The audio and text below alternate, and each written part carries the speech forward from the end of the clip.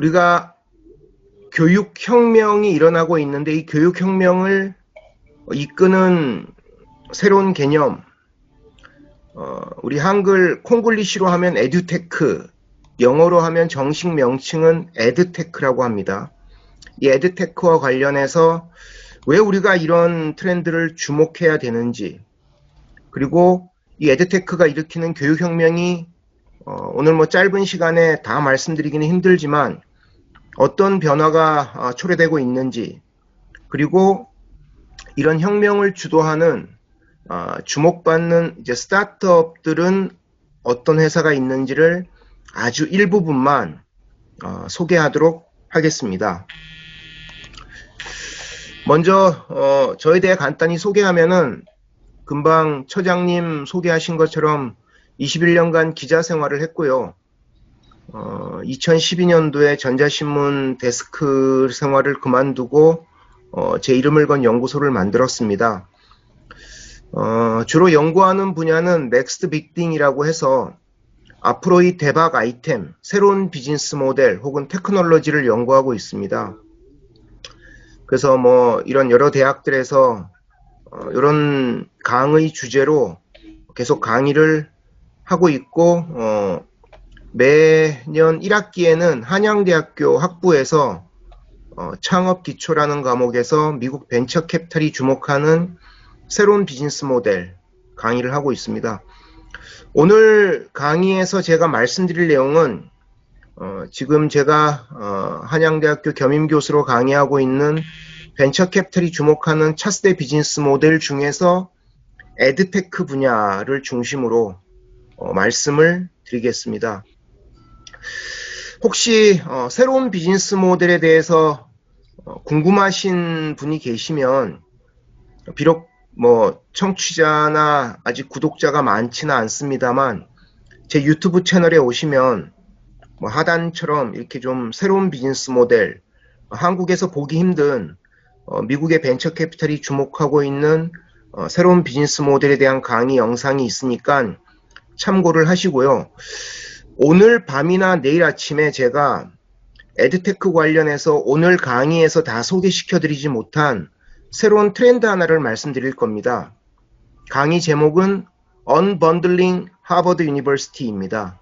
하버드 대학의 파괴적 혁신, 하버드대가 어떻게 무너지고 있는지를 새로운 에드테크 관점에서 하버드 대학의 모든 서비스를 대체하고 있는 에드테크가 어떻게 부상하고 있는지에 대해서 유명 글로벌 리서치 기관의 보고서를 일부를 제가 간단하게 소개하는 영상을 올릴 테니까 혹시 그 부분이 궁금하신 분들은 한번 제 채널에서 참고를 해주시면 감사하겠습니다. 제가 손흥민 유튜브나 유현진 유튜브처럼 재미는 없습니다. 그러니까 재미를 기대하지 마시고 좋은 정보를 원하시면 한번 참고해 주시면 감사하겠습니다. 오늘 무엇을 말씀드리려고 하느냐라는 관점에서 보면 크게 두 가지입니다. 하나는 우리가 에드테크를 어떤 관점에서 바라봐야 되고 여기서 특히 주목해야 될 트렌드, 사실 한국적 관점에서 보면 약간은 아직은 한국은 저런 정도는 아닌데라는 부분이 있을 수 있습니다. 근데 여러 교육 전문가 분들 앞에서 제가 감히 말씀드리자면 제 생각에는 몇 년 내 한국에서도 이런 트렌드가 기존의 공교육 체계를 무너뜨리거나 큰 변화를 줄 것이다라는 게 제 생각이고요. 두 번째는 이 강의 프로그램이 마련된 것이 서울교대에서 새로운 에드테크 스타트업 육성과 관련된 프로그램의 일환으로 마련된 것이라면 오늘 수강하시는 분들 중에 누군가는 에드테크 분야의 새로운 스타트업에 대한 고민을 하고 계실 거라고 생각이 듭니다.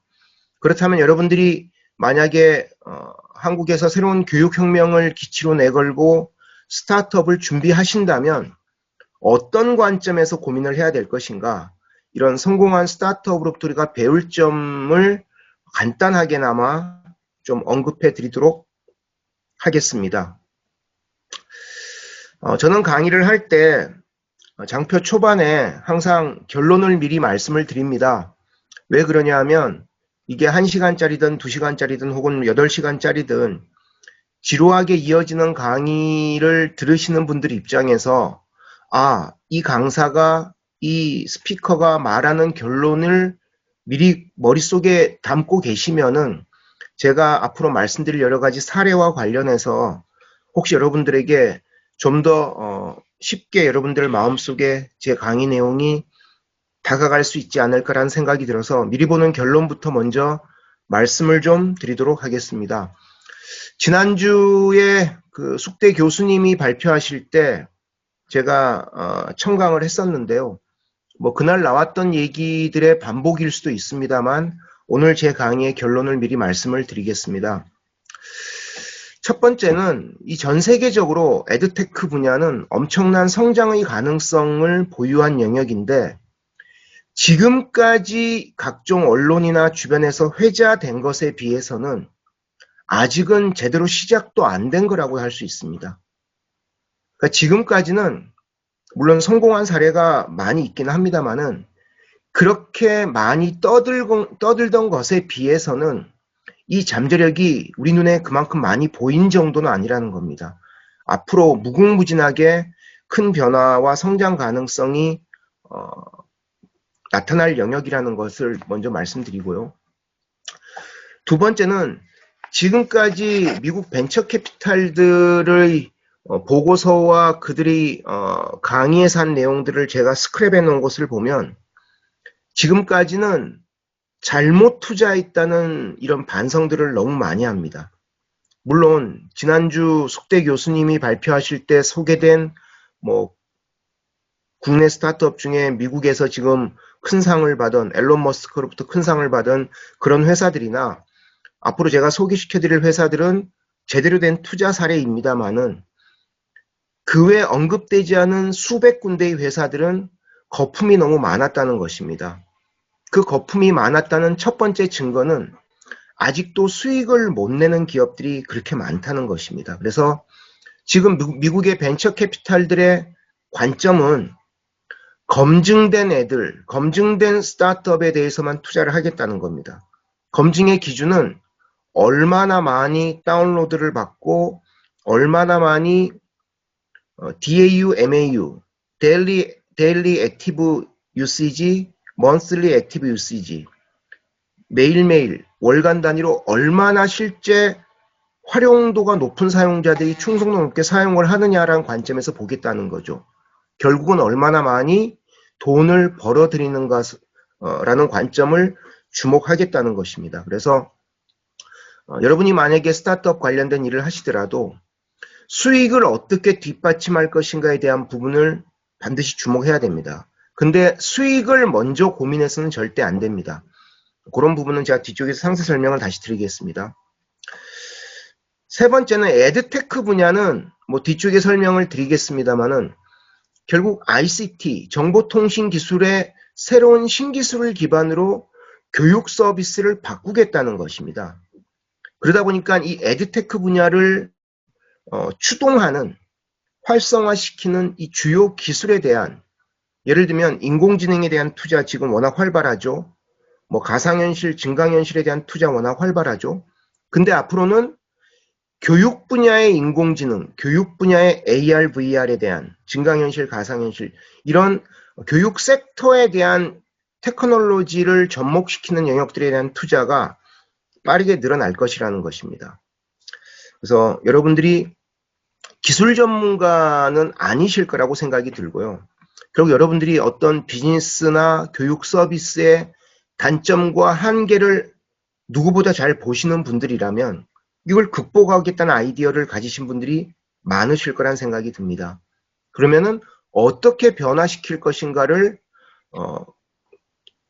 교사와 혹은 교수와 학생의 관점에서 고민을 하시고 그러면 예를 들면 이거 바꾸는 것에 관련해서 어떤 절차로 바꾸는 것이 중요한지를 고민하시다 보면 기술 잘 몰라도 상관없습니다. 어떤 기술이 필요한지는 쉽게 여러분이 상상하실 수가 있습니다. 그럼 그런 기술과 관련된 업체들을 여러분이 손을 잡으면 된다는 것입니다. 그래서 그런 부분을 주목하실 필요가 있고요.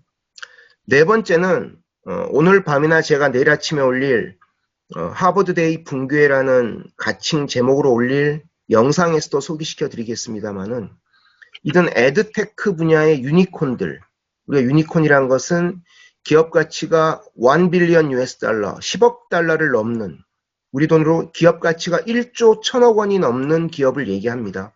이런 거대 유니콘 기업들은 이미 기존 교육 체계를 붕괴시켜 나가고 있습니다.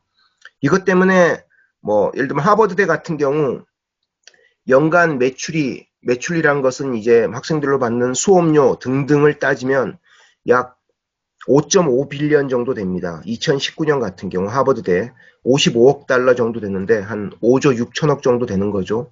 근데 이게 줄어들고 있습니다. 그러니까 하버드대 같은 경우는 지금 2020 회계연도에 각종 지출을 엄청 줄이고 있습니다. 그래서 이런 기존 교육 체계를 붕괴시켜 나가는 에드테크 유니콘들이 등장할 것이다. 당장은 기존 교육 체계가 야 쟤네 무너질 거야 라는 징후를 보일 정도는 아닙니다. 물론. 근데 학생들, 특히 수강생들의 충성도는 기존 교육 체계의 서비스를 받는 사람들보다 이런 에드테크 유니콘 혹은 새로운 에드테크의 서비스를 받는 사람들의 충성도가 월등히 높습니다. 이런 부분들을 보다 보면 에드테크 유니콘들이 기존 교육 체계를 붕괴시켜 나갈 가능성이 있다는 것, 이런 부분이 오늘 제가 말씀드릴 핵심적인 메시지들이고, 이런 관점에서 강의를 본격적으로 시작하도록 하겠습니다. 먼저 제가 이제 이 에드테크 관련해서 여러 교육기관이나 이런 데서 선생님들 대상으로 강의할 때는 에듀테크란 말을 쓰면 안 된다고 주장은 하지 않습니다. 쓰시는 건 좋은데 너무 이렇게 얽매이다 보면은 좋은 정보나 자료를 검색할 때 한계가 있을 수가 있다는 거죠. 그래서 물론 구글은 우리 콩글리신 에듀테크를 이해해서 에드테크 관련 자료를 지금 보여줄 정도가 됩니다. 구글의 인공지능은 이걸 다 이해를 해요. 한국 사람들은 유일하게 에듀테크라고 콩글리시를 쓰고 있다는 걸 알고 있습니다. 근데 정식 명칭은 에드테크고요. 왜 제가 이 말씀을 드리냐 하면 지난주 말씀드렸다시피 에듀케이션의 에드와 테크놀로지의 테크가 합쳐진 말인데 우리 교수님들도 몇 분 와 계신 걸로 알고 있고 우리 학부생들이나 석사 과정에 계신 우리 선생님들도 이런 에듀케이셔널 테크놀로지, 교육공학에 대한 말씀을 많이 들으셨을 겁니다. 일단 태생은 다른 개념입니다. 에듀케이셔널 테크놀로지, 교육공학이라는 단어를 줄여서 에드테크라고 하는 것을 저는 들어본 적이 없고요. 근데 이 교육공학이라는 것이 결국은 교육이라는 어떤 서비스의 프로세스를 좀 더 합리적으로 바꾸기 위한 공학적인 관점에서의 접근이라고 한다면 결국은 교육공학이 앞으로는 에드테크 영역을 상당 부분 포괄할 수밖에 없을 것이라는 생각이 듭니다. 왜 에듀케이셔널 테크놀로지를 교육공학이라고 번역하는지는 저도 참 제가 사범대 다닐 때부터 참 이해는 안 되더라고요. 에듀케이셔널 엔지니어링도 아닌데 왜 에듀케이셔널 기술을, 교육 기술을 교육공학이라고 번역하는지 애매하기도 했습니다만 어쨌든 교육공학의 개념이라는 것이 결국은 앞으로 에드테크를 포괄해 나갈 것이다 라는 것이고요. 우리가 이 에드테크란 단어를 봤을 때 이 단어에 대해서 주목을 해야 되는 또 다른 이유는 지금 미국은 이렇게 산업 플러스 기술, 인더스트리 플러스 테크라는 조합어로 된 단어를 모르면 새로운 세상의 변화를 사실상 모르는 시대가 돼버렸습니다. 예를 들면 인더스트리에 보통 앞에 약어 정도를 줄여서 테크하고 붙이는 에듀케이션 테크는 에드테크, 파이낸셜 테크는 핀테크, 리테일 테크는 그대로 붙여서 리테일 테크, 이러는 것처럼 기존의 전통적인 산업의 개념에 테크란 단어를 붙이면 예를 들면 물류 같은 경우 로지스틱스 테크 여러 가지가 있을 수 있습니다. 그 산업이 현재 어떻게 변화하고 있고 어떻게 소위 얘기하는 파괴적 혁신 트렌드로 가는지에 대해서 정말 쉽게 찾아보실 수가 있습니다. 이런 인더스트리와 관련된 영역들이 정말 너무 무궁무진해요. 저는 미국 그 주식 투자를 뭐 취미 삼아 조금씩 하는데 이런 신기술 관련된 강의를 하다 보니까 요즘 뜨고 있는 소위 뭐 10배, 심지어 50배 정도의 수익을 낼 만한 기업들의 대부분은 이렇게 인더스트리 플러스 테크 영역에 속한 기업들이 정말 많습니다. 여러분 보고 뭐 주식 투자를 하란 말씀이 아니라 그렇게 주식 시장에서조차도 이런 새로운 산업 플러스 테크라고 이끄는 소위 새로운 신기술 기반의 산업 혁신을 이끄는 그런 트렌드에 소속된 스타트업 혹은 벤처 기업에 대한 관심이 높아지고 있다는 것이죠.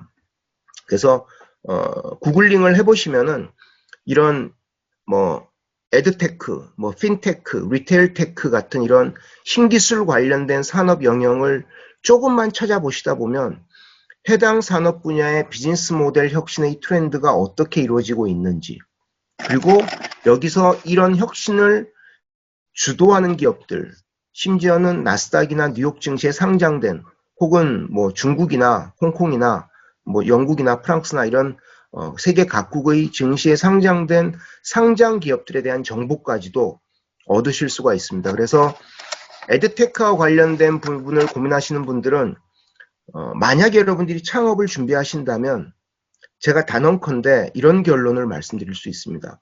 여러분이 생각하시는 어떤 새로운 비즈니스 모델이나 새로운 서비스에 대해서 영어로 구글 검색을 해보시면 지구상의 어딘가에서 여러분과 비슷한 일을 하는 사람은 반드시 존재한다는 것입니다. 제가 실제 여러 대학에 창업 관련된 멘토링을 하면서 실제 학생들이 자료를 가져오면 즉시 노트북으로 보여준 적이 있어요. 야, 네가 하고 있는 것을 다른 나라, 지구상의 다른 지역에서 하고 있는 걸 내가 검증해 보겠다 그러면 애들이 그래요. 아이 멘토님, 저 이거 정말 독특한 아이디어인데요. 없을 것 같은데요. 검색해 보면 100이면 100 그런 똑같지는 않지만 유사한 비즈니스 모델이나 서비스 사업자들이 다 존재한다는 것입니다. 그래서 다른 나라에서 하기 때문에 여러분이 그런 사업을 하지 말란 말씀이 아니라 예를 들면 우리보다 먼저 한 기업이 있다면 그런 기업으로부터 우리가 예를 들면 벤치마킹을 통해 배울 것들이 있을 수 있지 않습니까? 그만큼 새로운 혁신을 추구하는 사람들은 이 지구 곳곳에 우리와 비슷한 고민을 하는 사람들이 있을 수 있다는 것을 항상 염두에 두시고 창업을 준비하시는 분들은 그런 부분을 고민을 하셨으면 좋겠다는 조언을 드리면서 본격적으로 에드테크에 관련된 트렌드를 말씀을 드리겠습니다. 일단은 ICT 기술을 접목해서 기존 서비스를 개선하거나 새로운 서비스를 만드는 것은 맞습니다. 근데 이 정의가 가진 가장 중요한 맹점은 무엇이냐 하면요. 어떤 산업에 대해서 설명하든지 간에 교육을 예를 들면 금융산업, 금융서비스, 물류 혹은 엔터테인먼트로 바꾸면 이 조합의 이 정의는 모든 산업에 다 접목되는 겁니다. 예를 들면 엔터테인먼트 테크, 로지스틱스 테크, 리테일 테크. 그러니까 사실 모든 게 ICT 기술을 접목하는 게 맞아요. 근데 맹점은 ICT 기술을 어떻게 접목할 것인가를 관점으로 고민하시면 그 사업은 실패할 가능성이 99.9%라는 것입니다. 이건 제가 확신할 수 있어요. 수없이 많은 멘토링을 제가 해온 제 경험칙에 따르면 기술을 먼저 보는 순간 그 사업은 망할 가능성이 99.9%라는 것입니다. 그럼 뭘 봐야 되느냐?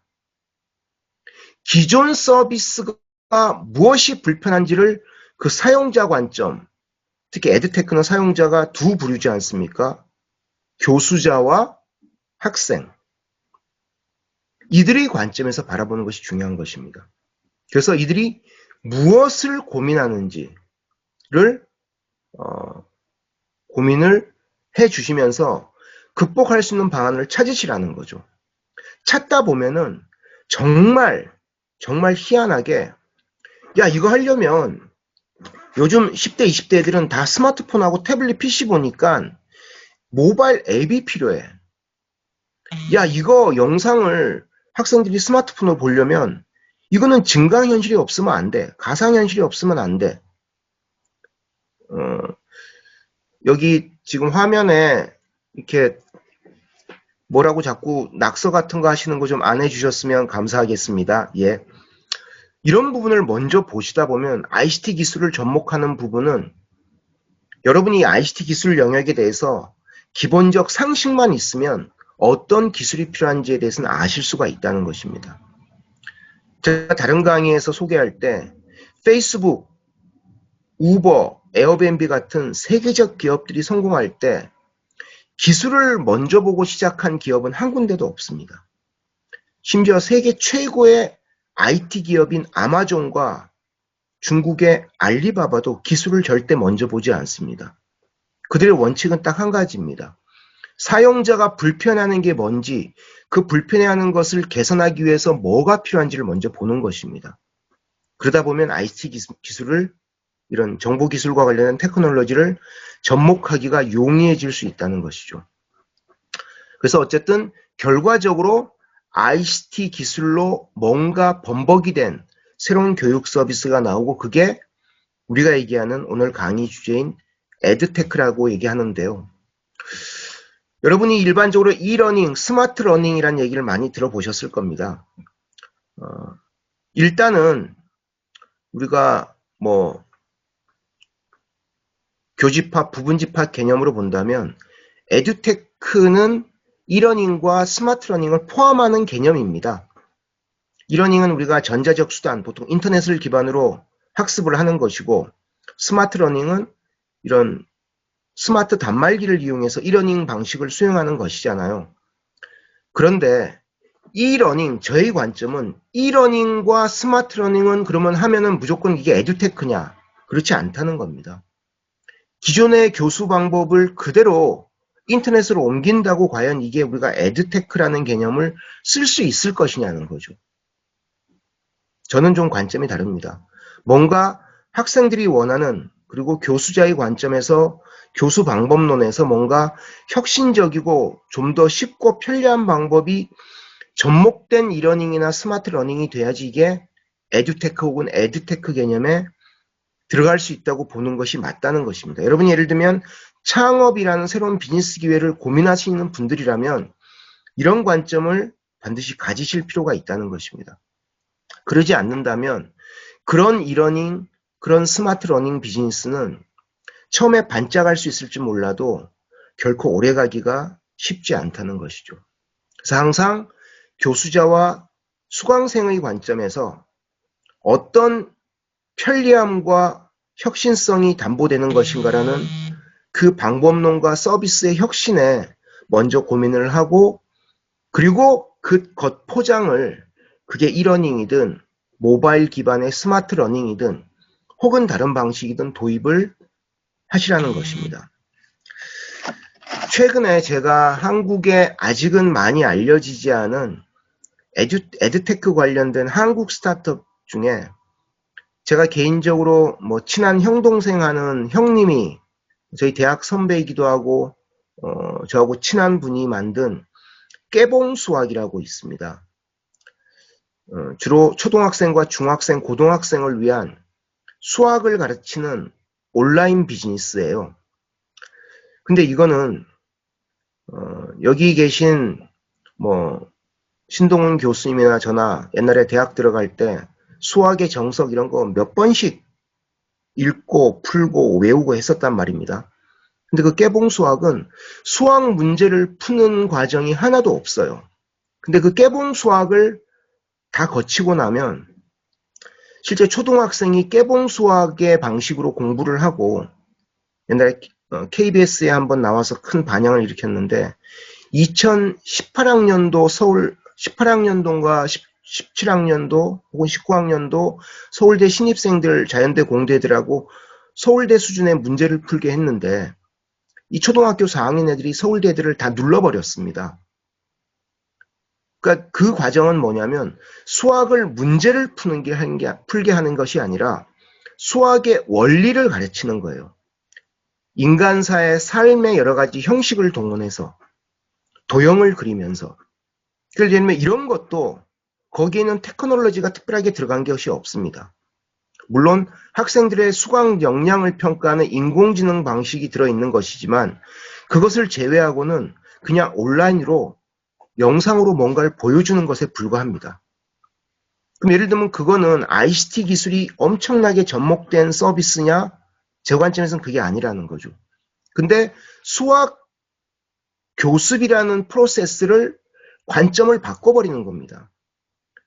지금까지 100여 년간 혹은 200여 년간 산수와 수학이라는 관점의 교습 방식은 문제를 풀게 하는 것이잖아요. 근데 문제를 풀게 하는 것이 아니라는 것입니다.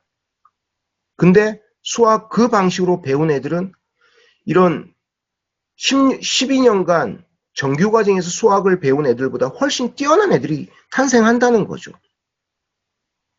그런 애들이 예를 들면 지금 필요한 인공지능 후보자, 인공지능 엔지니어링 후보자라는 관점에서 보면 정규과정을 배운 대학 졸업자보다 훨씬 더 뛰어난 평가를 받을 수도 있다는 것입니다.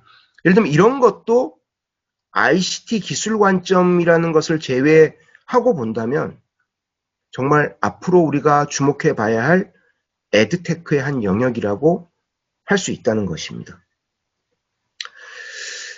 이 에드테크 분야는 이게 전체 산업에서 기술의 그 투자 규모를 따졌을 때 교육 분야에서 기술의 투자 규모를 우리가 에드테크의 익스펜디처 지출 규모로 본다면 이 비중은 아직 너무 낮습니다. 이게 다른 산업과 비교를 하기가 참 쉽지 않아요. 어떤 산업에서 이런 테크놀로지 익스펜디처 투자 규모를 측정하기가 쉽지 않은데 교육 분야를 제가 다른 부분과 이렇게 그 컨텍스트를 좀 대충 비교를 해보면 교육 분야에서 에드테크 투자 규모는 아직은 너무너무 미비하다는 것입니다. 그래서 전 세계적으로 보면 아직도 전통적인 교육 방식에 강의실에서 교실에서 선생님과 교수가 학생과 수강생을 대상으로 전통적인 방식으로 필기를 해가면서 수업하는 방식을 벗어나지 못하고 있다는 것이죠. 그래서 한 조사기관, 이 홀론 IQ라는 에드테크 관련해서 정말 가장 많은 이런 보고서를 내고 있는 대표적인 시장조사 기관 중에 하나인데요. 얘네가 조사한 바에 따르면 이런 글로벌 에듀케이션 기술 관련된 투자 규모는 아직까지 2018년도에 전체 교육 분야에서 2.5%에 불과하고 이게 앞으로 5년 후에도 4.3%에 그칠 전망. 근데 사실은 전체 교육 관련된 투자 규모가 늘어나는 것에 따지면 2.5%에서 4.3%로 불과 1.8%포인트가 증가하는 것에 불과하지만 투자 규모는 엄청 늘어나고 있다고 보시면 될 것 같습니다. 실제는 이것보다 더 늘어날 가능성도 물론 있다고 할 수가 있습니다.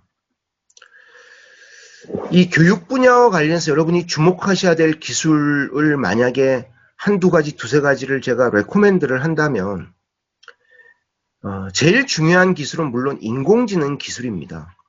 근데 인공지능 기술은 접목하기가 정말 용이하지가 않아요. 일단 데이터가 충분해야 되는데 데이터를 충분히 확보하기가 쉽지 않습니다. 그래서 새로운 기술 기반의 뭔가를 하실 때는 첫 번째로 언급한 AR, VR, 증강현실, 가상현실을 주목하실 필요가 있습니다. 제가 지난주에도 강원도의 창업 희망생들 대상으로 AR, VR로 4시간 강의를 한 적이 있었는데 제가 그 창업 준비한 학생들에게, 수강생들에게 AR, VR로 만약에 창업을 준비한다면 첫 번째로 들 수 있는 산업 영역을 뭘 꼽았냐면 에드테크, 교육 분야를 꼽았습니다. 전 세계적으로 AR, VR 분야에서 미국의 벤처 캐피탈이나 투자 관련된 전문가들이 가장 주목하는 확산될 수 있는 영역도 AR, VR. 물론 이거는 정규 교육 과정인 학교만 대상으로 하는 것은 아닙니다.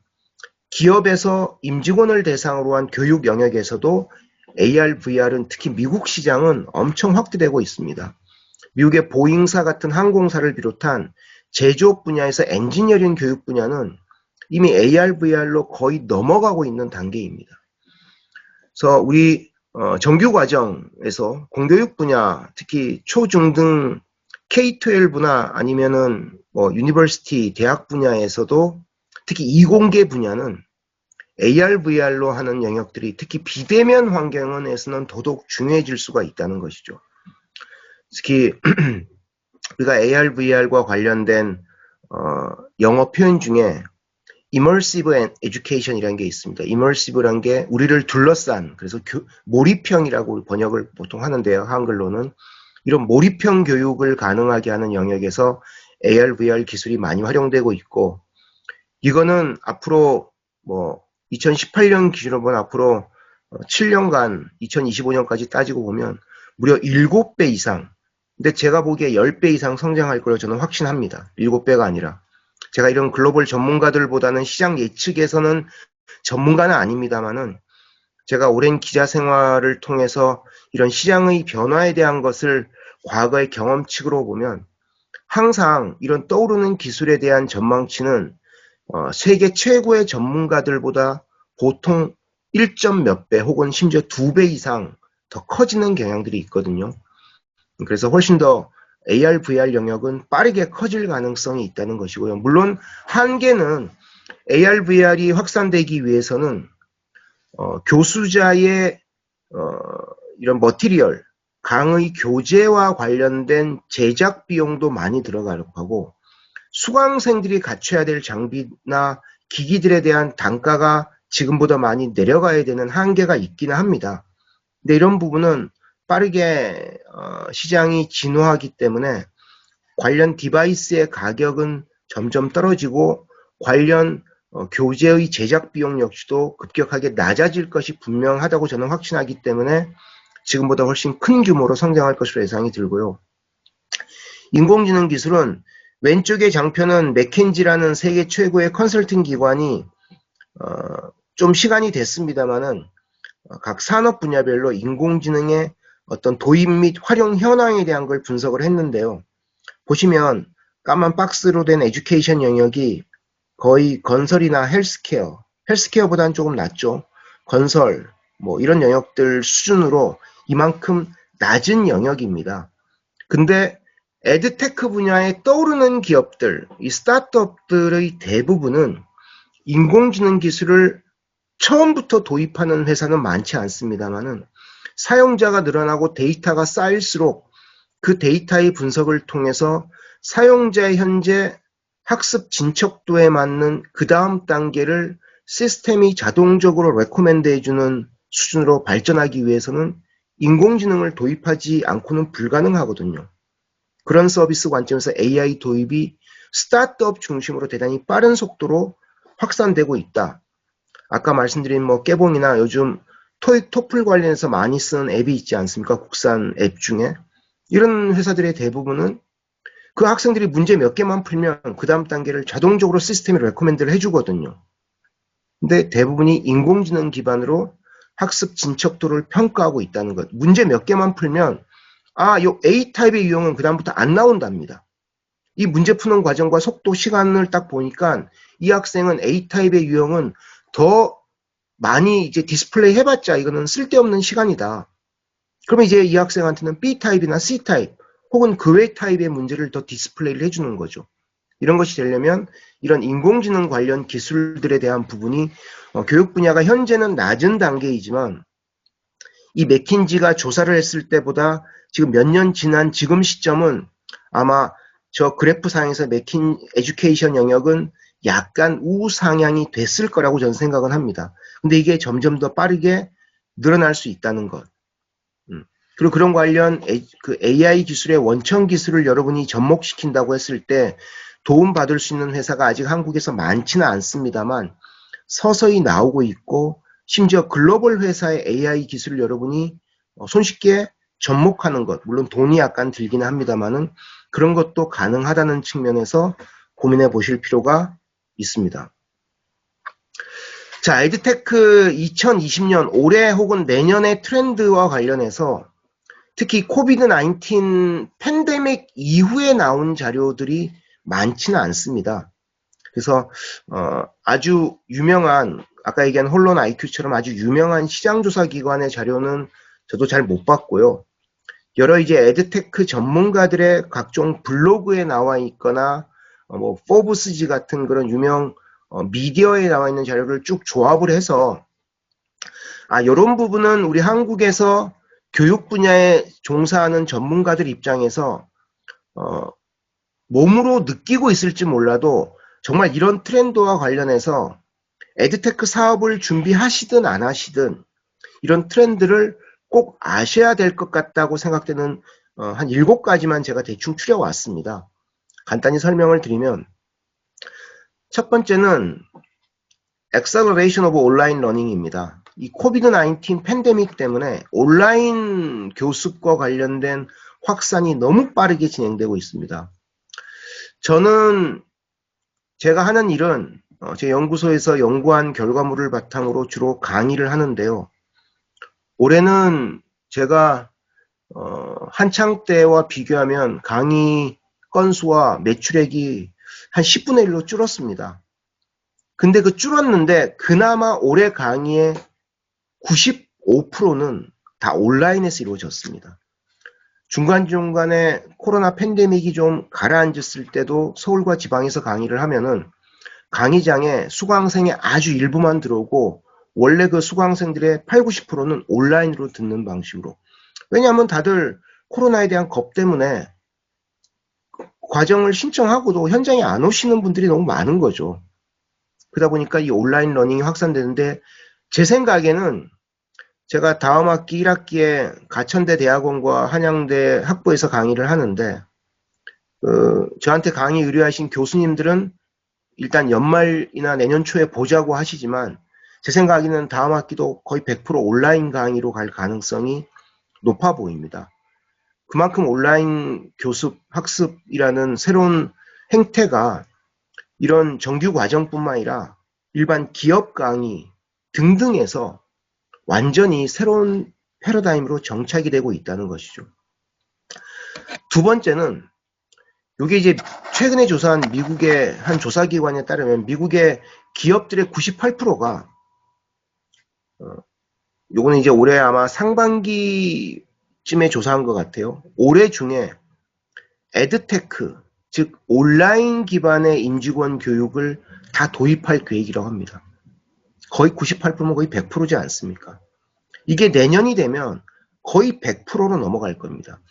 여기에 엄청 기여를 하는 미국의 거의 대박 에드테크 기업은 제가 좀 이따 후반부에 다시 소개해 드리도록 하겠습니다.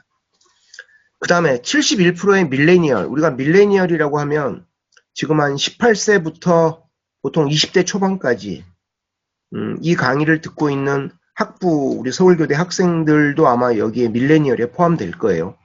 혹은 뭐 G세대, Z세대라고 하는 이들 젊은 층, 청소년 혹은 젊은 층의 대부분은 모바일 기반의 e-러닝 소프트웨어를 더 선호한다는 겁니다. 즉 스마트폰이나 태블릿 PC 선호한다는 거예요. 저희 애들도 다들 20대 중반인데 애들 둘 다 보면 노트북을 안 써요. 기껏 화면 좀 크게 보고 싶으면 애들 둘 다 태블릿 PC가 있으니까 태블릿 PC만 보는 겁니다. 유일하게 태블릿 PC의 단점은 1시간 이상 들고 있을 때 손이 좀 아프다는 것 뿐이라는 거죠. 팔이 좀 아프다는 것. 애들이 너무 익숙하다는 거죠. 그 다음에 네 번째는 VR과 AR 관련된 이런 기술들이 점점 더 사용자들에게 친숙하게 다가가고 있다는 것입니다. 아까 제가 VR, AR은 교육 분야에서 정말 앞으로 대박을 칠 만한 그런 신기술 영역 중에 가장 주목해야 될 영역이란 말씀을 드리지 않았습니까? 이런 부분을 주목하셔야 되고 아직 미국하고 한국을 놓고 보면 우리가 한 10년 정도 뒤쳐졌어요. AR, VR의 e-러닝 영역에서의 활용 수준을 놓고 보면 거의 10년 정도 뒤쳐졌습니다. 중국하고 비교해봐도 거의 한 우리가 5년에 10년 정도 뒤쳐졌고요. 그만큼 우리에게 기회가 많다는 것이죠. 정말 미국은 제조업체에서 엔지니어들 신입사원 뽑으면 특히 월마트 같은 데는 집체 교육이 없어졌습니다. 월마트는. 다 AR, VR 방식으로 다 교육을 해요, 지금은. 그 다음에 5번째, 이거 정말 중요한 것인데요. Perception of e-learning by students and employers still varies. e-learning에 대한 사람들의 인식 정도가 학생들과 교수자, 임직원과 고용주 간의 격차가 너무 크다는 것입니다. 이거는 미국에 제가 조사기관 이름은 기억 안 나는데 최근 구글 검색을 해보니까 미국의 대부분의 이 학생들과 회사 직원들이 e-learning으로 교육받았을 때, 에드테크로 교육받았을 때의 기존 집체 교육이 아닌 온라인으로 전환한 교육을 받았을 때 집체 교육과 비교해서 단점을 얘기했는데 첫 번째가 뭔지 아십니까? 일단은 교육 과정에 대한 느낌이 너무 다르다는 거예요. 퀄리티가 일정하게 보장이 안 된다는 겁니다. 모든 e-learning이 수준이 떨어진다는 얘기가 아니라 일단은 강의실에서 만났을 때는 품질에 대해서 예를 들면 현장에서 요청을 하거나 바꾸는 것도 약간은 가능하기도 한데 이거는 그런 부분이 불가능하다는 것이고, 두 번째, 가장 중요한 이유 중에 두 번째는 상호작용이 없다는 것에 대한 불만입니다. 저도 지난 학기 한양대에서 16주 강의를 할 때 당연히 이런 한양대에 있는 줌 같은 시스템이 있습니다. 자체 시스템이. 그래서 이렇게 영상을 하면서 오른쪽 채팅방을 열었는데 학생들이 채팅을 하면서 질문을 몇몇은 해요. 그럼 제가 채팅으로 답을 주기가 쉽지 않습니다. 그러면 질문을 캡처를 떠서 A 학생, 자 B 학생 잠시만요. A 학생 질문 먼저 답을 할게요. 답을 하다 보면 여기에 대한 애들의 코멘트가 막 달립니다. 그러니까 애들 입장에서도 내 목소리를 들으면서 교수의 목소리를 들으면서 이 채팅창에 나와 있는 여러 가지 얘기들을 또 막 캡처하기가 쉽지 않은 거죠. 그렇다고 지금 여러분들은 지금 마이크를 다 끄지 않았습니까? 제 강의에 방해가 될까봐. 근데 마이크를 다 키면은 애들의 얘기 소리가 막 들려오다 보면 이거는 뭐 잡음밖에 안 되는 거죠. 근데 이게 강의실이라면 A가 질문한 답을 제가 할 때 B나 C가 중간에 코멘트를 교수님 그거는 너무 옛날 데이트입니다. 교수님 이런 것도 봐야 되지 않겠습니까? 그러면 이게 같은 얘기가 나오더라도 우리가 다 인식이 가능하잖아요. 그래서 이런 상호작용이 쉽지 않다는 것.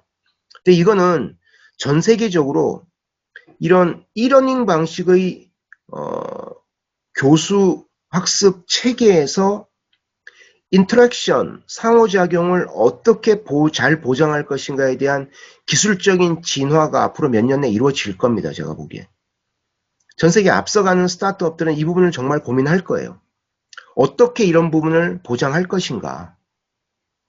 그래서 우리가 e-learning이 1번처럼 대단히 빠르게 확산되고 있지만은 e-learning의 품질을 높이고 특히 상호작용을 거의 오프라인 수준으로 만들기 위한 그런 관련 기술과 기법을 e-learning에 녹여내는 것이 상당히 중요한 부분이고, 이런 부분을 현재 기술적 한계가 있는 줌이나 뭐 구글 미트 같은 우리가 자주 쓰는 이런 온라인 교수 플랫폼, 화상회의 플랫폼에서도 우리가 그런 몇 가지 방법론을 정착시킬 필요가 있는 거죠. 저 같은 경우는 몇 가지를 좀 고민 중입니다. 상호작용을 높이기 위해서 어떻게 해야 될 것인지에 대해서. 그럼 여섯 번째는 이게 아까 말씀드린 인공지능, 앞장에 소개한 인공지능 기반의 개인 맞춤형 교습에 대한 난리지나 그런 서비스가 점점 중요해지고 있다는 것입니다. 결국은 이렇게 온라인으로 강의하면서 예를 들면 각 수강생들의 스테이터스를 제가 알아야 되거든요. 학생들이 뭐 오늘같이 이런 특강, 일회성 특강이 아닌 예를 들면 이게 16주차 대학 교육이라면 학생들이 메인 위에 보이는 A 수강생은 지난번에 어떤 질문을 하고 얘는 뭐에 고민이 있지? B는 지난번에 레포트 안 썼는데 얘가 왜 안 썼지? 그리고 레포트 안 낸 대신 나한테 메일 보내서 뭐에 대해서 다음에 발표하겠다고 했지, 이런 걸 알아야 된다는 거죠. 이런 낮은 수준의 개인 맞춤형 서비스까지도 가능해야 된다는 겁니다. 심지어는 내가 교수자가 강의했던 내용들에 대해서 이 다수의 군중, 내 수강생들이 어떤 스테이터스에 있는지에 대해서 파악할 수 있어야 된다는 것입니다. 누군가가 알아서 접속을 했을 때 오토노머스하게 자율주행 개념으로 그 학생들의 다음 코스를 시스템이 자동으로 레코멘드 할 수 있는 다음 단계로 진입할 수 있는 그런 서비스가 필요하다는 것입니다. 7번째는 정말 재밌는 영역인데요. 여러분들 중에 올해 상반기 TV 뉴스에서 삼성전자가 올해 신입사원 뽑을 때 비대면으로 삼성전자의 토익 토플 같은 시험 있지 않습니까? 적성 시험. 온라인으로 다 봤어요. 어떻게 하는 거냐면 수강생들이 자기 노트북이나 데스크톱에 웹캠을 다 켜고 시험을 보게 하고 이 수강생 5명 단위로 삼성전자의 수원인가 화성사업장의 큰 강당에 삼성전자 직원이 그 5명을 원격으로 화면으로 보는 거예요. 예를 들면 제가 지금 모니터를 보고 있는데 지금 눈을 왼쪽으로 돌렸잖아요. 그러면 이건 치팅을 하는, 컨닝을 하는 것일 수도 있지 않습니까? 혹은 얘기하다가 옆에 방에 들어온 형한테 형, 이 문제 답 뭐야? 라고 제가 물어보면은 이 스피커도 켜놓게 합니다. 그래서 소리를 다 듣는 거예요. 그래서 비대면으로 예를 들면 사람이 비대면 환경에서 시험에서 부정행위를 체크를 하는 거죠. 근데 이거는 한계가 있을 수밖에 없지 않습니까? 그래서 지금 미국, 중국, 유럽에서는 누군가 온라인으로 시험 볼 때 시스템이 자동적으로 시험 관리를 하는 겁니다. 특히 치팅에 대한 프록토링, 관리, 감독 서비스를 하는 이런 소프트웨어들이 너무 많습니다. 관리 감독이 제일 중요한 게 뭐겠습니까? 눈을 옆으로 돌려서 컨닝 페이퍼를 보는지, 시험 볼 때 누군가가 다른 사람이 들어와서 대화를 나눠서 그 사람부터 조언을 구하지 않는지, 그리고 이 화면에 다른 웹브라우저를 띄워서 구글 검색이나 네이버 검색을 하지 않는지, 그리고 시험을 보면서 스마트폰 데이터 통신되니까 이걸로 혹시 구글 검색을 하지 않는지, 이걸 걸러내는 기술이 지금 완전 대박을 치고 있습니다. 미국과 유럽, 중국 일부에서도. 그러니까 예를 들면 한국 같은 경우도 이 기술은 아직까지 세상을 지배하는 페이스북, 구글, 우버, 에어비앤비처럼 쟤네가 대박이고 쟤네가 세상을 휩쓸 거야 하는 기술이 아직 없습니다. 다 진화시켜 나가는 기술들이죠. 그래서 그들 회사 홈페이지를 가보면 다들 AI 기반의 시험 관리라고 되어 있습니다. 혹은 AI 기반의 프록터링, 관리 감독, AI 기반의 엔티 치팅, 부정행위를 막는 이런 기술들을 한국적 상황에 맞게 누군가가 개발을 한다면, 예를 들면은 저도 지난 학기 한양대 강의할 때 중간고사, 기말고사 다들 온라인으로 시험 봤거든요. 근데 문제 풀게 하면은 제가 체크할 방법이 없으니까 다 레포트를 받았다고요. 결국 시험 점수 매긴다고 제가 죽을 뻔했습니다. 2개 다 레포트를 받으니까 평점 내리기가 쉽지 않다는 거죠. 예를 들면 그런 부분을 우리가 온라인 방식으로 효과적으로 관리하는 시험 기술에 대한 관심도 가져볼 필요가 있고, 특히 교대처럼 초등학교를 타깃으로 하는 교육 전문가를 육성하거나 그런 교육 서비스를 고민하는 이런 곳에서는 초등학생 대상의 시험 관리라는 부분이 앞으로 만약에 온라인으로 확산됐을 때 어떻게 하실 것인가에 대한 부분은 당장의 수요는 얼마나 많은지 모르겠습니다만 고민해 보실 필요성이 저는 있다고 생각이 듭니다. 자, 이제 스타트업 몇 군데를 소개시켜 드리도록 하겠습니다. 지금 시간이 51분인데 신 교수님, 제가 5시에 정확하게 끝내야 됩니까? 아니면 한 10분 정도 더 약간 늦춰서 해도 됩니까? 원래 한 5시 20분 정도까지 해도 됩니다. 아, 그래요? 네, 네. 아이고, 감사합니다. 예, 네. 그러면 좀 빨리 안 끝내고 좀 상세하게 말씀드리겠습니다. 이건 뭐냐면 가장 최근에 2020년 11월 16일자로 발표된 에드테크 유니콘, 지난달 발표된 거예요. 그래서 주변에 에드테크 관련된 국내에서 나온 보고서는 어디에도 이 자료가 없습니다. 기존 보고서하고 이 자료의 차이점은 1등 기업이 바뀌었다는 거예요. 기업 가치가 맨 오른쪽에 나와 있는 밸류에이션, 그 기업의 기업 가치를 따지는 지표상으로 보면 지금까지는 인도의 바이주즈라는 회사가 1등이었는데 메뉴에 있는 중국의 유안푸다오, 제가 중국 발음을 잘 못해서 하여튼간에 영어로 읽으면 유안푸다오라는 회사가 드디어 1등으로 올라섰고 얘네가 앞으로 계속 1등을 유지할 가능성이 높은 것으로 평가받는 회사입니다. 얘네가 지난 8월에 시리즈 G 라운드로 우리가 투자 받으면 시리즈 A, B, C, D, E, F, G로 단계가 알파벳처럼 올라가거든요. 그때 원샷으로 투자 받은 금액이 1 빌리언 US 달러입니다. 10억 달러. 1조 1000억 원을 투자 받았습니다.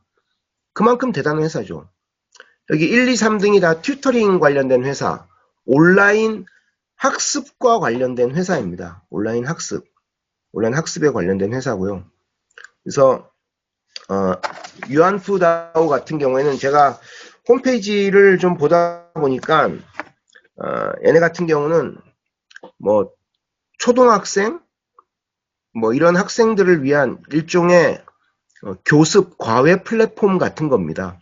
여러 가지 그 학생들의 수준에 맞는 새로운 뭐 교재 같은 걸 뭐 영어, 수학 이런 걸 여러 명의 교사들이 그 주제에 맞게 자기 강좌를 올려놓고 뭐 한 달에 얼마씩 받으면서 자기는 뭐 매일 몇 시에 수업하겠다 해서 클릭을 하면 수업을 받을 수 있는 거죠.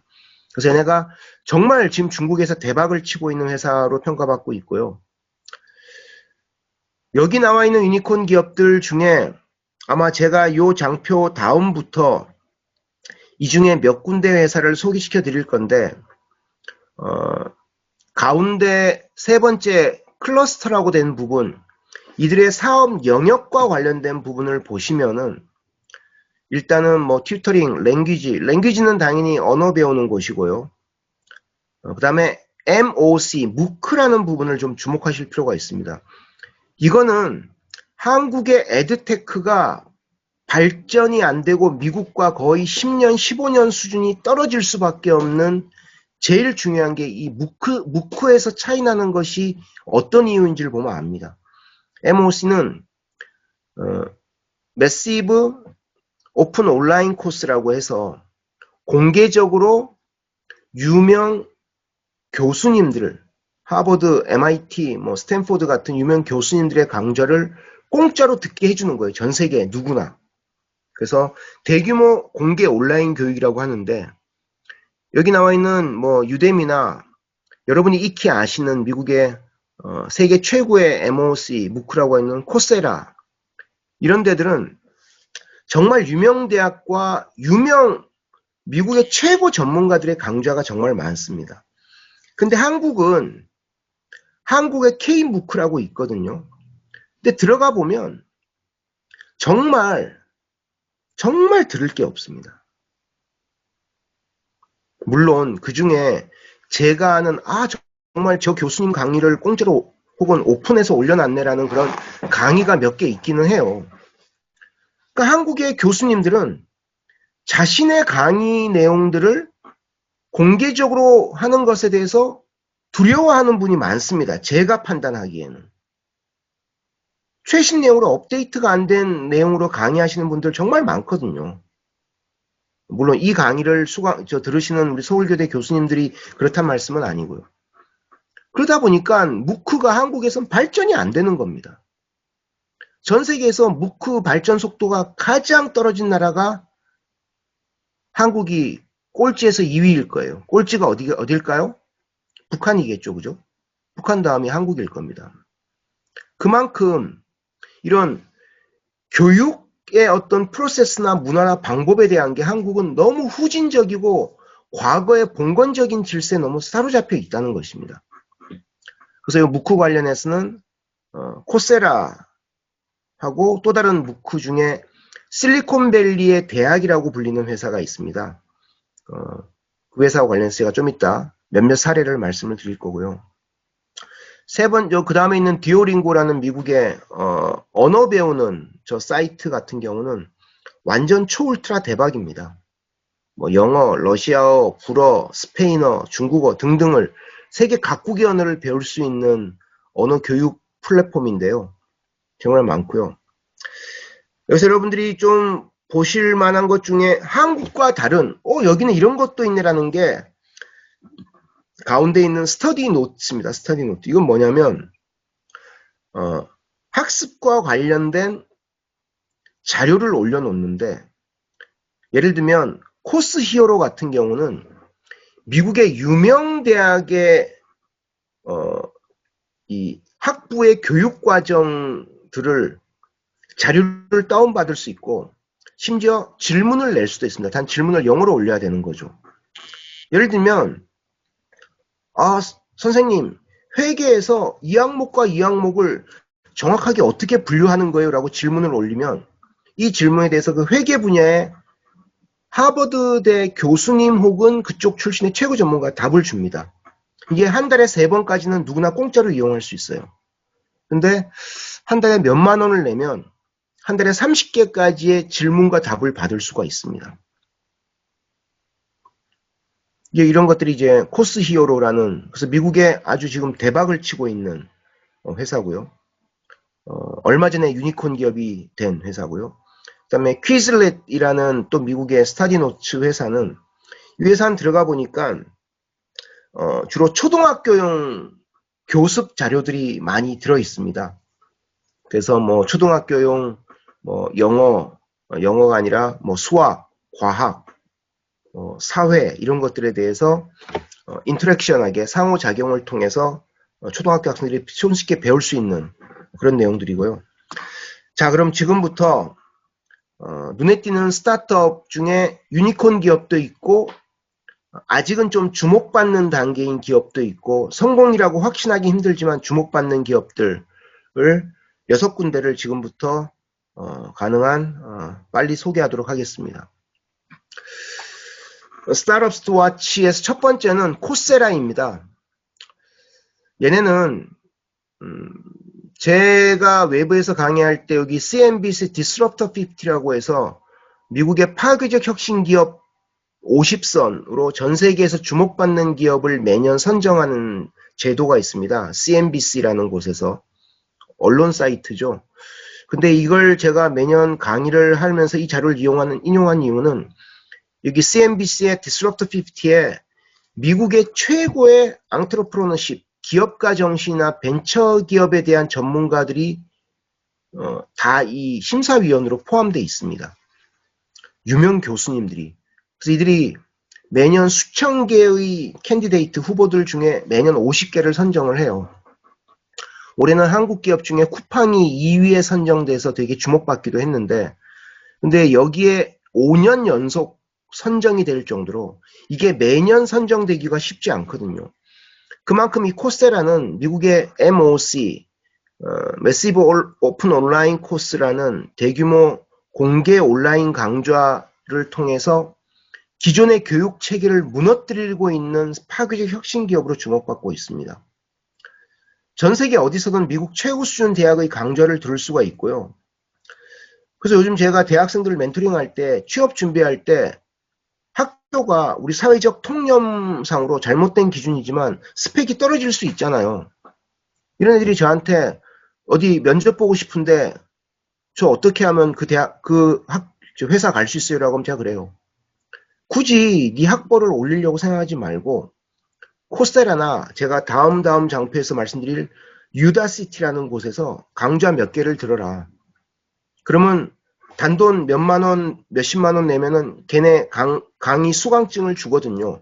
이거를 너 레주메나 개인 소개서에 첨부를 해라. 그러면은 너 그 회사 들어갈 수 있을 거다라고 얘기를 할 정도입니다. 물론 스탠포드 졸업하는 게 더 자기 레주메 만들 때 더 좋겠죠. 이력서 만들 때. 근데 스탠포드의 세계에서 최고로 인정하는 인공지능 교수 그 인공지능 앤드류 웅이라는 대만 출신의 교수인데, 중국계 교수인데, 이 사람이 이걸 만든 거예요.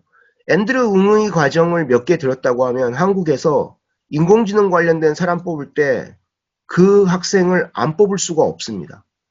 이 과정을 제대로 수강했다는 그런 수강증을 첨부해서 보여주면은, 예를 들면 이런 것들이 가능한 곳이라는 것입니다. 물론 그 수료증을 안 받으면 공짜로 수강이 또 가능합니다. 요즘은 얘네가 MBA 과정도 진출을 했어요. 그래서 미국 MBA 과정은 최소 8만 달러, 한 10만 달러 하거든요. 학비가. 1억 육박하거나 학비만 1억이 넘는데 이 과정을 1만 5천 달러나 2만 5천 달러, 약 2천만 원, 3천만 원 안 되는 돈으로 수강할 수가 있습니다. 그 얘네 홈페이지 가면 코세라의 이 온라인의 MBA 과정을 듣고서 실제 미국의 유명 회사 취직한 사례가 몇 군데 그 후보자들의 그 인터뷰가 실린 정보들이 있습니다. 세상이 바뀌고 있다는 거죠. 제 후배들 중에도 직장 다니다가 미국의 아이비리그에 MBA 받으러 간 애들 정말 많거든요. 그러면 그 연봉 1억 받던 회사 그만두고 몇 년 동안 미국 갔다 오는 거예요. 회사 그만두고 한 6개월간 어학 코스에서 영어 스피킹, 리스닝 관련된 교육 받죠. 어드미션 받고 미국 간 다음에 또 제대로 빨리 수강을 하더라도 한 2년, 2년 반, 심지어 3년 정도를 생활비 쓰면서 공부를 해야 되잖아요. 근데 그럴 필요가 없는 거죠.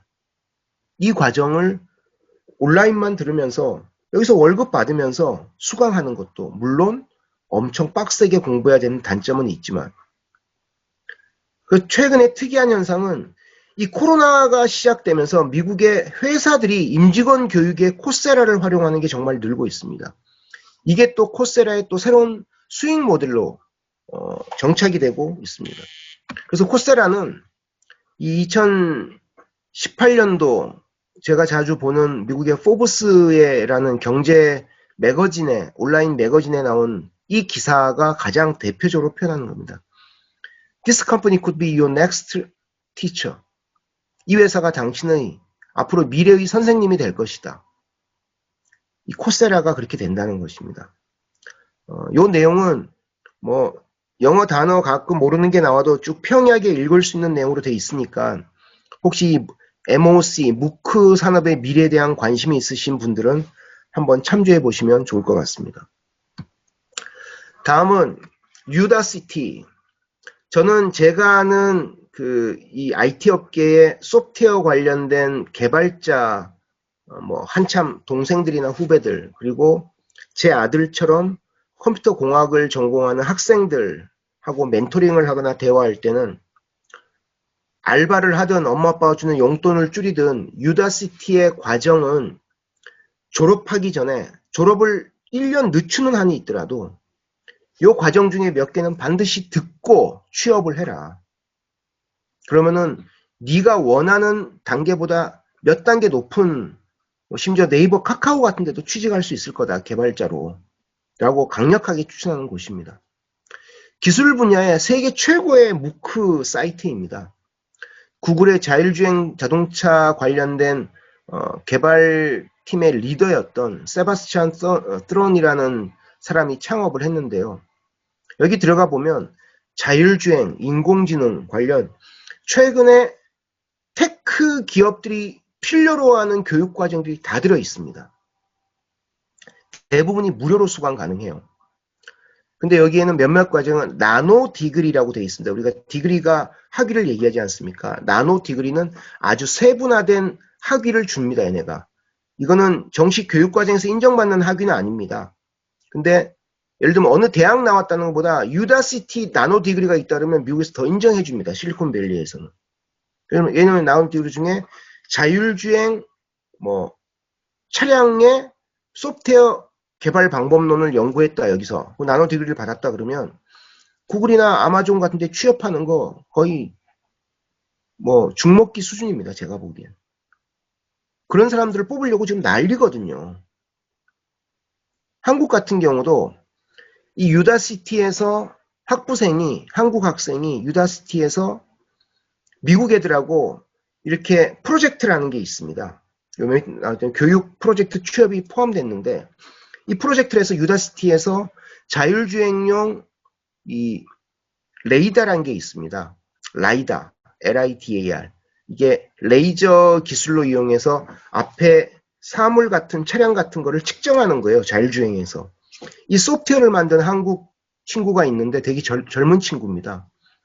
얘가 미국, 유럽 애들하고 팀을 만들어서 유다시티 수강생들하고 얘네 콘테스트에 참여를 했어요. 1등을 했습니다.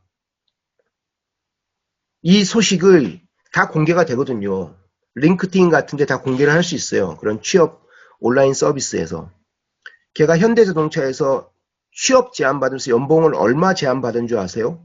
60만 달러, 6억 6천만 원. 어린애인데. 물론 뭐 20대 초반은 아닙니다. 한 30대 초반 정도 된 것 같아요. 20대 후반이나. 이건 제가 직접 강의에서 들었습니다.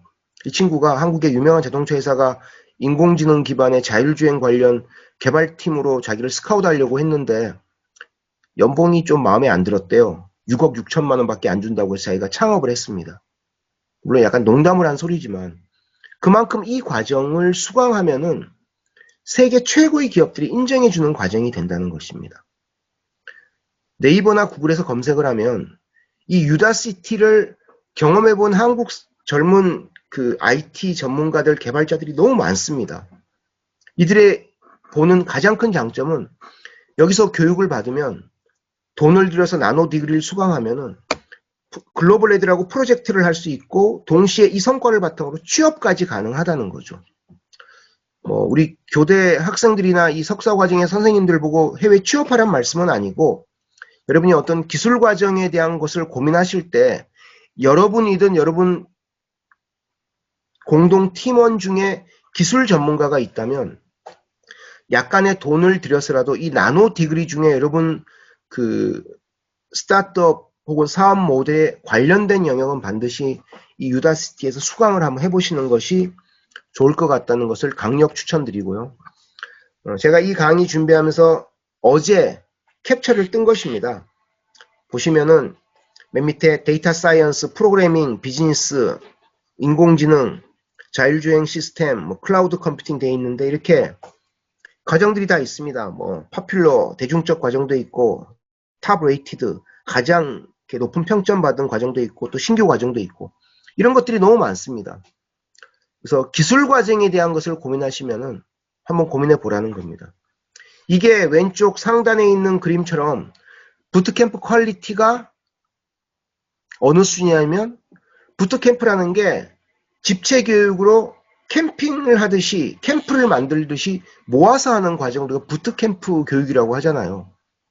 그 수준의 교육인데 비용은 10분의 1밖에 안 든다는 것입니다. 그만큼 대단한 회사인 거죠. 다음은 스킬쉐어. 이거는 제가 스타트업 대표들하고 강의할 때마다 제 강의에 50가지, 100가지 사례가 있으면 요거는 누가 꼭 만들었으면 좋겠다. 그럼 내가 적극적으로 참여하겠다고 하는 가장 대표적인 사례 중에 하나입니다. 스킬쉐어는 일반적인 평생 교육 과정에 필요한 여러 가지 삶에 필요한 노하우나 난리지를 이렇게 온라인 화상교육으로 누구나 올리는 거예요.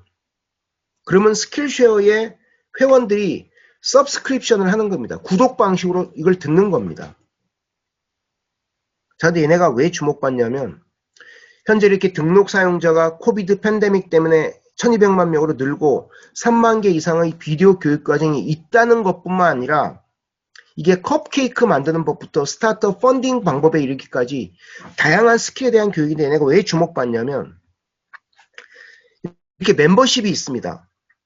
애뉴얼 멤버십이 월 단위로 따지면 8.25달러고 월 단위로만 돈을 내면 15달러예요. 당연히 애뉴얼로 하죠. 그러면 월 서브스크립션 피가 8.25달러밖에 안 하니까.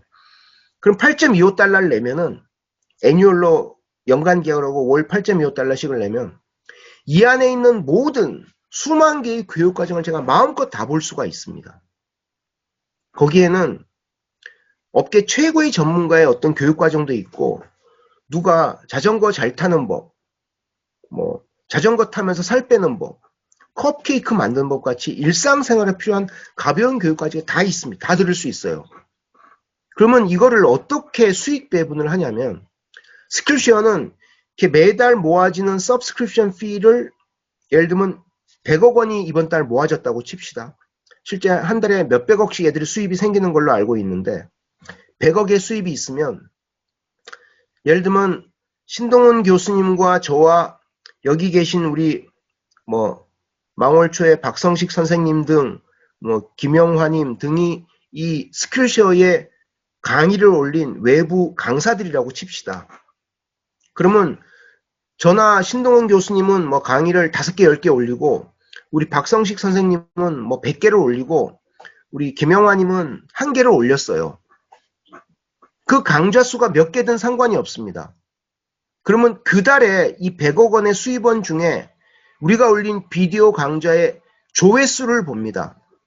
그 저하고 신동훈 교수님은 10개씩 올렸는데 각 강좌당 10번씩 수강하면 100번의 조회수잖아요. 우리 박성식 선생님은 100개의 강좌인데 2개씩 조회수가 있으면 총 조회수가 200회잖아요. 근데 우리 김영화님은 강좌를 1개밖에 안 올렸는데 조회수가 1000번이잖아요. 그럼 이 조회수를 다 더합니다. 다 더한 게 분모가 되고요. 저나 신동훈 교수님은 각자의 경우에 분자가 조회수가 100번이니까 100이 됩니다.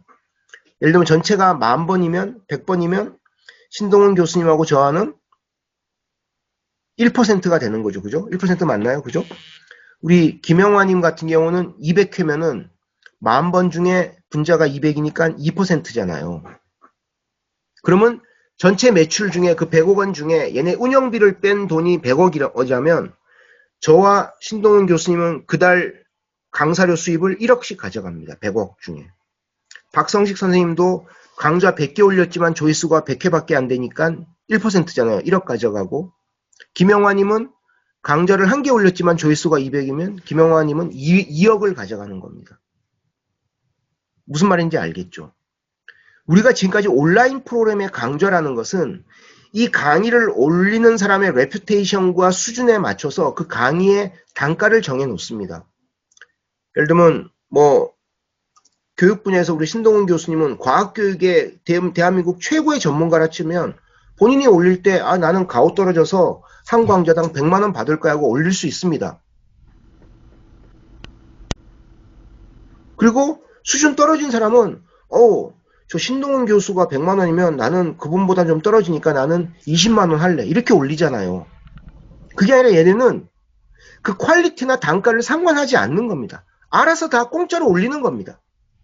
그리고 조회수를 기반으로 그 조회수만큼의 돈을 전체 레비뉴에서 나눠주는 겁니다. 그러니까 여기는 컵케이크 만드는 법부터 심지어 뜨개질하는 강좌도 올리는 아주머니들도 있어요. 박석희 근데 사장님, 교수가 한 2, 3분 남았습니다. 마무리 부탁드리겠습니다. 마무리하겠습니다. 그래서 이 레비뉴가 나가는 비즈니스 모델 방식과 특히 구독료를 낸 사람이 모든 강좌를 들을 수 있기 때문에 얘네는 무조건 회원이 가입하면 이 7일간 무료 트라이얼 기간을 줘요. 하다 보면 안 들을 수가 없는 겁니다. 마치 넷플릭스처럼. 넷플릭스도 저도 한 달에 10,000 몇천 원 내면은 다 볼 수 있잖아요. 요즘 바빠서 한 달에 한 건도 못 보지만은. 그러니까 사람들이 결국은 이 멤버십을 절대 끊지 못한다는 겁니다. 그러니까 이 안에 있는 선생님들 같은 경우 강사들은 수입이 탑 강사들은 연봉으로 따지면 1억 넘는 사람들이 부지기수라고 합니다. 지금. 그만큼 새로운 비즈니스 모델과 레비뉴 쉐어 방식으로 아주 주목받는 회사고요. 뭐 간단하게 보겠습니다. 이 자료는 신 교수님 나중에 PDF로 공유를 해주시기 바랍니다. 네. Teachers Pay Teachers는 요즘 미국에서 아주 뜨고 있는 회사인데요. 이 TPT는 선생님들이 하단에 보시는 것처럼 자기 강의 교재를 올리고 파는 겁니다. 근데 가격이 정말 싸요. 그러다 보니까 이게 하단 그림을 보시면 맨 밑에 잘 안 보이실 건데 맨 밑에 있는 레이첼 리넷이라는 선생님은 완전 이걸로 이 사람 연봉이 몇 천만 원 한다면 여기서 벌어간 돈은 몇 억 될 겁니다, 아마. 이 선생님의 교재 중에 이렇게 인기 있는 교재가 너무 많아요. 근데 연간 500만 명 이상의 교사가 자기 교재 만들기가 쉽지 않을 수도 있지 않습니까? 그럼 검증된 유명한 교재를 쓰고 싶은 거죠. 그래서 아주 인기를 끌고 있는 Teachers Pay Teachers라는 그런 사이트고, 한국 같으면 뭐 이런 프로세스가 접목될 수 있을지 잘 모르겠습니다만, 이게 이제 오늘 마지막 소개시켜드릴 온라인 시험의 부정행위를 방지하는 서비스를 만드는, 뒤쪽에 하나 더 있습니다. 미국 스타트업인데요. 얘네는 웹캠이나 스피커를 활용해서 시험 응시자를 모니터링 하는 겁니다. 인터넷 검색과 대화가 불가능하고요. 기술적으로 내가 하나의 웹브라우저로 시험을 볼 때 다른 웹브라우저나 탭을 만드는 게 불가능하게 만드는 기술은 너무너무 쉽습니다. 지금 기술로는. 근데 예를 들면은 누군가 와서 대화를 해서 문제에 대한 조언을 구하거나 이런 것도 불가능한 거죠. 웹캠으로 다. 그러니까 웹캠이 AI가 모니터링 합니다. 지금 박석희 수강생의 눈이 45도 왼쪽으로 계속 1분 이상 가 있네. 이건 말이 안 된다라고 생각하는 거죠. 그래서 이런 식의 이그제미티 같은 회사, 미국 스타트업인데요. 러시아, 중국, 유럽 회사들이 너무너무 많습니다.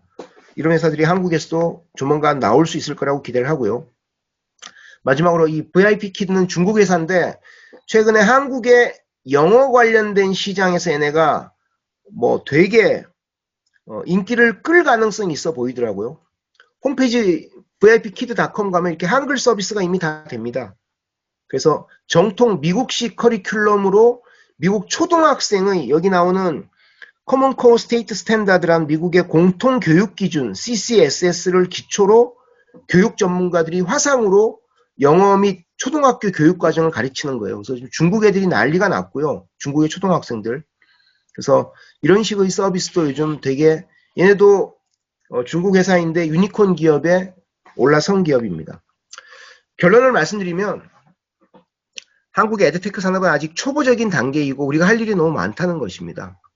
그래서 주목받으실 부분은 결국은 이 교사나 학생의 관점에서 뭘 개선해야 될지에 대한 것을 항상 먼저 주목하시고, 혹시 아직 사업 아이템에 대한 검증이나 완료가 안 되신 분은 여기 나와 있는 영어 단어인 디자인 띵킹이나 아웃사이드인 방식을 꼭 고민하십시오. 특히 디자인 띵킹. 사용자의 관점에 공감을 하고 만들라는 얘기인데요. 혹시 이 과정이 궁금하신 분들은 제가 최근에 한성대 창업교육원에서 4주간 강의한 유튜브 동영상인데 이게 일부 공개로 되어 있습니다. 그래서 혹시 필요하시면 제가 URL을 보내드리면 여러분 보실 수가 있어요. 이 내용이 들어있는 내용들이 있으니까 궁금하신 분들은 신 교수님께 말씀하시면 제가 URL 보내드리도록 하겠습니다. 그리고 어쨌든 해결책을 여러분이 고민하시면 반드시 복수의 여러분 타깃 오디언스나 잠재 고객을 대상으로 반드시 확인을 하십시오. 특히 친한 사람을 대상으로 확인하시면 안 됩니다. 여러분이 친한 선생님한테 가서 김 선생님 나 이런 거 사업하고 싶은데 그러면 어머 박 선생님 이거 너무 좋은 아이디어네. 이런 얘기를 친분을 통해 들으실 수가 있습니다. 그러면 안 되고요. 목숨 걸고 이거 사줄 거라고 계약서 쓸 수 있는 사람 정도까지를 확보할 정도로 좋은 평가를 들을 수 있는 분들을 반드시 마련하셔야 된다는 것입니다. 머릿속으로만 좋은 아이디어를 생각하지 마시고 반드시 사업기회가 반드시 레비뉴로 이어질 수 있을 만한 그런 검증 절차를 밟으시고 새로운 스타트업을 준비하시면 여러분들이 대한민국 초등교육의 새로운 신기원을 만드실 수 있을 거라고 믿어 의심치 않으면서 오늘 제 짧은 강의를 마치도록 하겠습니다. 혹시 질문 있으면 질문 간단하게 받고, 아니면 여기에 제 이메일이나 전화번호 있으니까요. 혹은 직접 말씀하시기가 껄끄러우시면 신 교수님 통해서 질문 같은 거 주시고, 아니면 제 유튜브 동영상 중에 아까 말씀드린 공개하지 않은 URL로 받은 분만 보실 수 있는 강의 영상들이 몇 개 있으니까 제가 보내드리겠습니다. 참고하시면 도움이 되실 것 같습니다. 네. 네, 감사드립니다. 짧은 강의라고 그랬는데 굉장히 긴 강의였습니다. 근데 우리 박 소장님은 보니까 기본적으로 2시간에서 4시간 강의를 주로 많이 하는 것 같습니다. 네. 술 먹을 때도 한 잔씩은 안 먹습니다. 네 잔, 두 잔 이렇게 먹습니다. 네. 예. 혹시 꼭 지금 궁금하거나 우리 박석희 소장님한테 꼭 물어봐야 되겠다는 것이 있으면 한번 화면을 통해서 손을 한번 들어보시든지 아니면 채팅창을 이용을 해서 질문을 주시면 한두 분은 질문을 받도록 하겠습니다.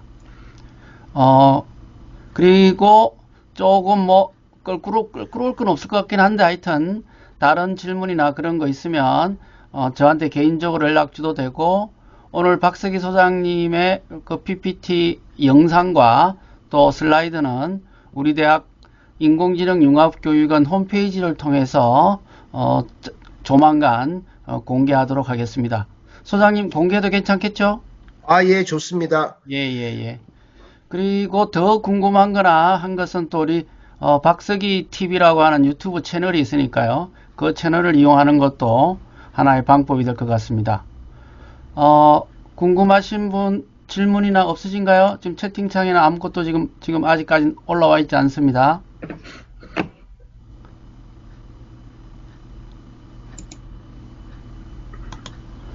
네, 우리 한국 교육의 장점이자 단점이죠.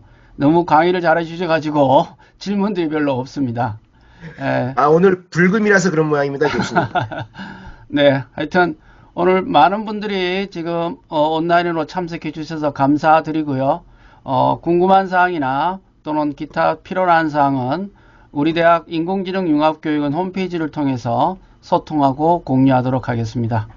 네, 지금까지 박석희 소장님의 에듀테크와 관련된 아주 중요한 사례들을 잘 보고 들었습니다. 감사합니다. 네, 고맙습니다. 네. 감사합니다. 감사합니다. 네, 이것으로 오늘 두 번째 특강을 마치도록 하겠습니다. 감사합니다.